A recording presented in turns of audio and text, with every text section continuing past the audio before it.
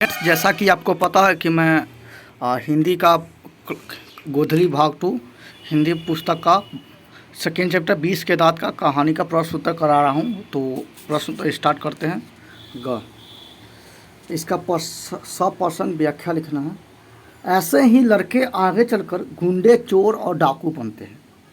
ये मतलब ये सेन साहब का कथन है और सेन साहब ऐसे बोलते हैं कि ऐसे ही लड़के आगे चलकर गुंडे, चोर और डाकू बनते हैं। आपको इस कथन का क्या है अर्थ बताना है, भाव बताना है कि आखिर इस कथन के जरिए क्या अर्थ निकल रहा है। ठीक है, तो आपको सबसे पहले लिखना पड़ेगा कि कथन किसने कहा था, कब कहा था। अगर 20 के दांत कहानी आप पढ़े होंगे तो आपको पता होगा कि ये कथन सेन साहब ने गिरधरलाल को बोले हुआ था।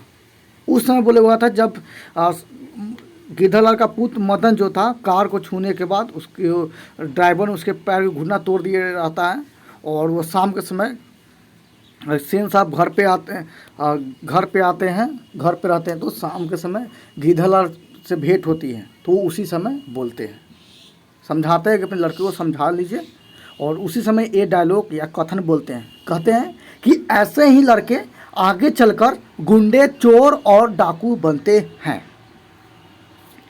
ठीक है, तो आपको इसका आंसर लिखना पड़ेगा। तो कैसे, सबसे पहले ये जो कथन है इसका परिचय लिखना पड़ेगा, क्योंकि एग्जाम में डायरेक्ट कथन आएगा, वहाँ पे सीधे इसका अर्थ लीजिएगा तो उसको चेकने वाला कॉपी जो है तो उसको नहीं पता चलता है कि आखिर ये किस पार्ट से है, क्या लिखना चाहिए आपको।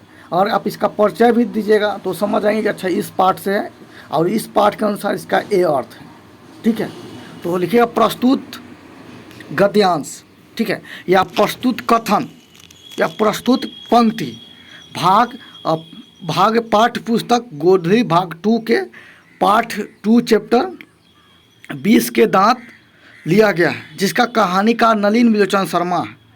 इस कहानी में सेन साहब मदन के पिता गिरधरलाल को कहते हैं कि से आपका लड़का आगे चलकर गुंडे, चोर और डाकू बनेंगे। गुंडे, चोर और डाकू बनेंगे। अर्थात इस कथन का अभिप्राय है कि अमीर लोग गरीब घर के बच्चे को उसके कोई भी हरकत पे, चाहे वो हरकत सही हो गलत हो, उसे नज़रअंदाज करके बल्कि उसके विपरीत अपनी राय देते हैं। इसी प्रकार मदन के गाड़ी छूने पर ड्राइवर ने उसे धक्के देने पर चोट लगने के कारण मदन ड्राइवर की ओर लपक रहा था। इस नज़रियों को देखते हुए सेन साहब ने अपने मन से मदन के लिए गुंडे, चोर, डाकू भविष्य में बनने की संभावना प्रदर्शित करते हैं। इसका आंसर इतना होगा। मैंने आपको स्पीड में बता दिया हूँ, ठीक है, लेकिन मैंने क्या आंसर लिखाया था वो आपको मैं समझा रहा हूँ। आंसर मैं लिखाया हूँ प्रस्तुत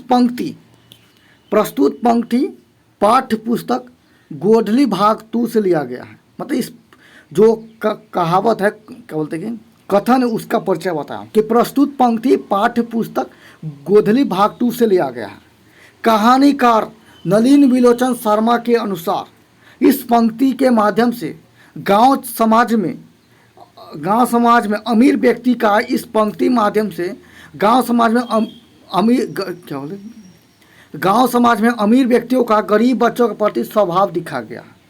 कारण कि इस कथन के माध्यम से कहानीकार जो है नलिन विलोचन शर्मा, वो अमीर घर के व्यक्ति का गरीब घर के बच्चों के प्रति क्या नज़रिया है, क्या स्वभाव है, वो दिखाने का प्रयास किया गया है। तो जिस प्रकार सेन साहब गिरधरलाल गरीब घर के लड़के मदन के प्रति अपना नज़रिया प्रकट करते हैं, दिखाते हैं। चलिए मैं पढ़ता हूँ ना, मैं अर्थ ही बताने लग जाता हूँ। स्वभाव दिखाया गया है। इसमें सेन साहब गरीब घर के बच्चे के स्वभाव को देखकर उन्हें चोर, गुंडे, डाकू से विभूषित करते हैं। चलिए इस प्रश्न का इतना आंसर हो गया। अब अगला प्रश्न पढ़ते हैं। अगला प्रश्न, हंस कौवे की जमात में शामिल होने के लिए लड़क गया। हंस कौवे की जमात में शामिल होने के लिए लड़क गया। ये जो कथन है, आप इसका अर्थ ही जानते हो कि हंस जो है कौवे के ग्रुप में शामिल हो गया। लेकिन ये और कथन से आपको क्या अर्थ निकल रहा है, यानी इस कहानी में यह जो कथन प्रस्तुत किया गया है, कहा गया है, इस कहानी में इस कथन का क्या अर्थ है, यानी कि ये कथन हमको क्या दिखाना चाहता है, क्या सिखाना चाहता है, तो इसका आपको भाव बताना है। ठीक है, तो इस कहानी के नज़रिए से आपको बताना पड़ेगा। तो इसके लिए आपको स्पष्ट लिखना होगा, पहले इसका परिचय लिखना होगा कि ये कथन कहाँ से लिया गया। तो आपको लिखना होगा प्रस्तुत कथन या प्रस्तुत पंक्ति क्लास 10th गोधली भाग 2 के हिंदी पुस्तक चैप्टर 2 से लिया गया है, 20 के दांत चैप्टर से लिया गया है। इस कहानी का कहानीकार नलिनी मिलोचन शर्मा जी है। नलिनी मिलोचन शर्मा जी के अनुसार इस पंक्ति के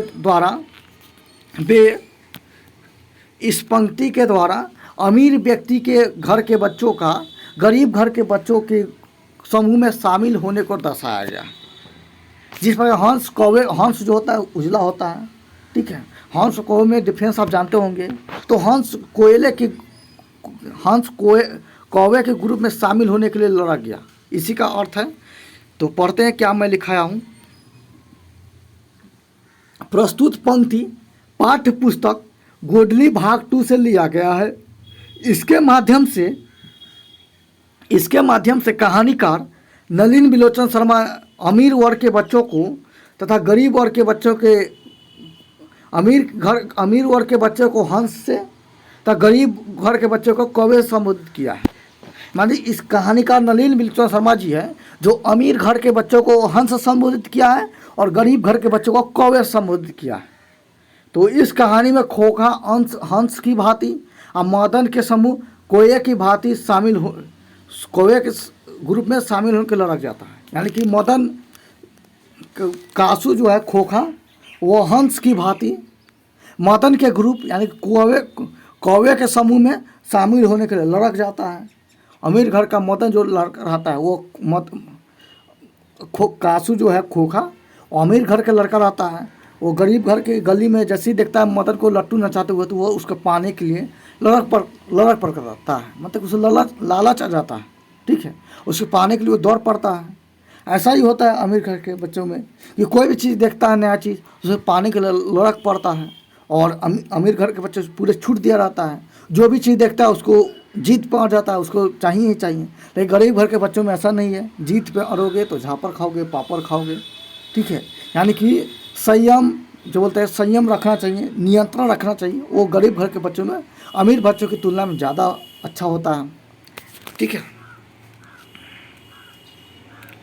चलिए अब आगे प्रश्न करता हूँ मैं।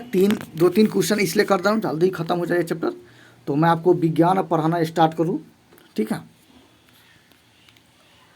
मदन और ड्राइवर के बीच के विवाद के द्वारा कहानीकार क्या बताना चाहता है? मदन और ड्राइवर के बीच विवाद के द्वारा कहानीकार क्या बताना चाहता है? क्वेश्चन है कि मदन और ड्राइवर के बीच जो झगड़ा हुआ, विवाद हुआ, उसके ज़रिए कहानीकार क्या दिखाना चाहता है? ठीक है, तो आप कहानी पढ़े होंगे अच्छे से तो आपको समझ में आ गया होगा कि मदन और ड्राइवर के बीच झगड़े हुआ था। तो उसमें कहानीकार ये दिखाना चाहता था कि मदन भी गरीब वर्ग का था और मदन भी गरीब वर्ग का था और ड्राइवर भी गरीब वर्ग का था, यानी कि दोनों सेम वर्ग का था। लेकिन जो दोनों सेम वर्ग का था, गरीब वर्ग का था, तो ड्राइवर मदन के प्रति न बोलकर, यानी कि क्या बोलते ड्राइवर मदन की ओर से ना बोलकर सेन साहब की ओर से बोलता है। यानी कि गरीब वर्ग के व्यक्ति गरीब वर्ग से ना बोलकर अमीर वर्ग की ओर से बोलता है।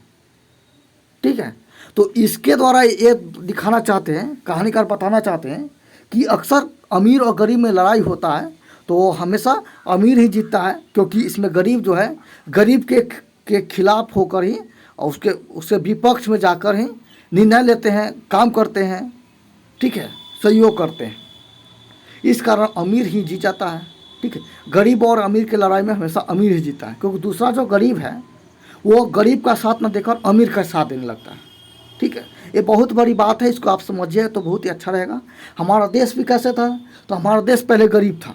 ठीक है, लेकिन अंग्रेज आया तो यहाँ का कुछ गरीब हम लोग के गरीबों के साथ सहयोग न करके विपक्ष में जाकर क्या बोलते हैं कि विपक्ष में जाकर अंग्रेज़ों के प्रति सहयोग दिए थे, उनका साथ दिए थे, इसलिए हमारा देश गुलाम हो गया था। वही चीज़ यहाँ से दिखाना चाह रहा है कि मदन और ड्राइवर के बीच झगड़े का। ठीक है, लेकिन मैं क्या लिखा हूँ आपको मैं समझा दे रहा हूँ।